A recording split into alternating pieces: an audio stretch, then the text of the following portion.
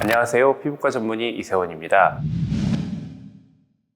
다크서클 때문에 고민하시는 분들 많으시죠? 오늘은 다크서클 없애는 법에 대해서 말씀드려 보려고 합니다.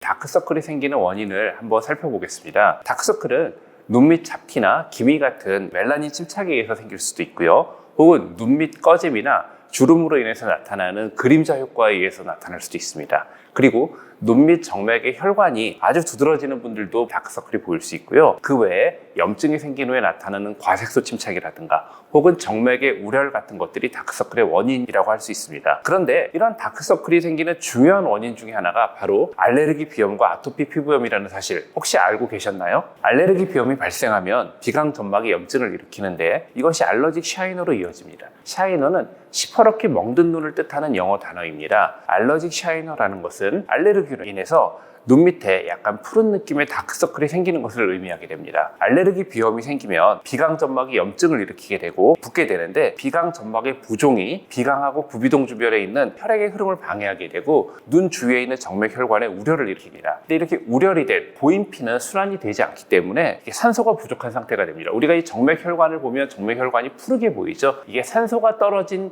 혈액이 지나가는 곳이 바로 정맥이기 때문에 푸르게 보이게 되는데 특히 눈 주위 피부는 굉장히 우리 몸에서 가장 얇은 피부이기 때문에 이런 정맥의 우열이 잘 비쳐 보이게 됩니다. 아토피 피부염은 알레르기 질환입니다.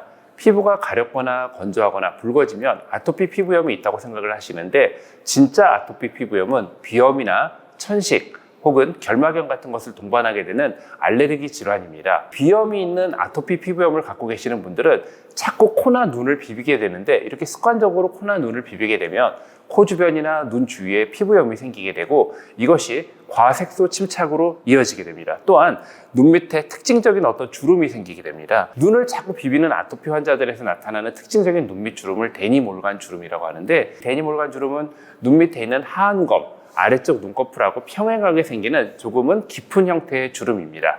일반적으로 나이가 들면서 생기는 웃으면서 생기는 잔주름과는 조금 다른 형태의 주름이 되는 거죠. 이런 데니몰간 주름 역시 다크서클의 원인이 됩니다. 다크서클의 치료 방법으로는 연어 주사라고 불리는 상품명 리쥬란 주사가 많이 알려져 있습니다. 근데 사실 개인적으로 썩 그렇게 효과적이라고 보지 않기 때문에 별로 추천해드리진 않는 편입니다. 그 외에 레이저 토닝이나 프라셀, 서마즈 같은 레이저 치료를 할 수도 있고요. 보톡스를 맞거나 혹은 필러 주사를 할 수 있습니다. 그 외에 아이크림을 열심히 바른다거나 멜라논 같은 미백 크림을 바른다거나 혹은 스티바나 아크리프 같은 레티노이드 제제를 눈 주변에 발라서 주름을 펴고 다크서클을 좋아지게 하는 치료가 알려져 있기도 합니다. 하지만 알러직 샤이너나 데니몰간 주름이 있는 이런 다크서클은 아무리 이런 방법들을 동원해도 비염이나 아토피 피부염 같은 근본적인 문제를 해결하기 전에는 치료가 되기 어렵습니다. 알레르기 비염과 아토피 피부염의 치료를 위해서는 우선 알레르기 원인 검사가 필요합니다. 혈액을 뽑아서 간단하게 할 수 있는 마스트라는 검사가 있고요. 피를 뽑기 어려운 경우에는 등에 알레르기 원인 물질을 묻히고 그걸 바늘로 찔러서 검사하는 프릭 테스트라는 걸 또 해볼 수가 있습니다.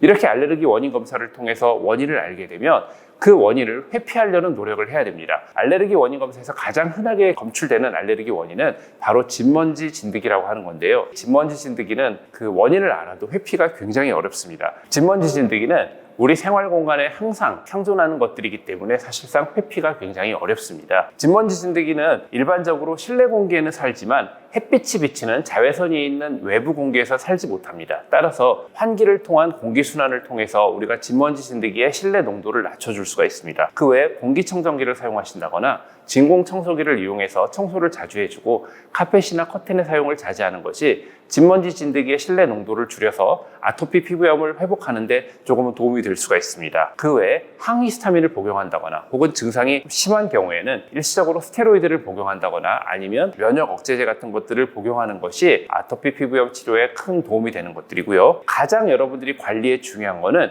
눈 주변 만지는 것을 최대한 자제하는 겁니다. 특히 아토피 피부염과 비염이 있는 분들이 눈을 만지게 되면 눈꺼풀에 각질이 생기게 되는데 이 각질이 지저분해 보이니까 세안을 하거나 혹은 화장을 지울 때 혹은 습관적으로 긁어서 떼는 분들이 있습니다. 이 각질을 이렇게 떼는 경우에는 어떤 아토피 치료를 하더라도 치료가 되기가 어렵습니다. 절대로 눈을 비비거나 각질을 떼지 않는 것, 이게 관리의 가장 중요한 부분이고요. 두 번째는 보습제를 열심히 바르는 것입니다. 보습제를 열심히 바르시라고 제가 환자분들한테 안내를 해드리면 환자분들은 아이크림이나 수분크림을 많이 바르시는 분들이 있는데요.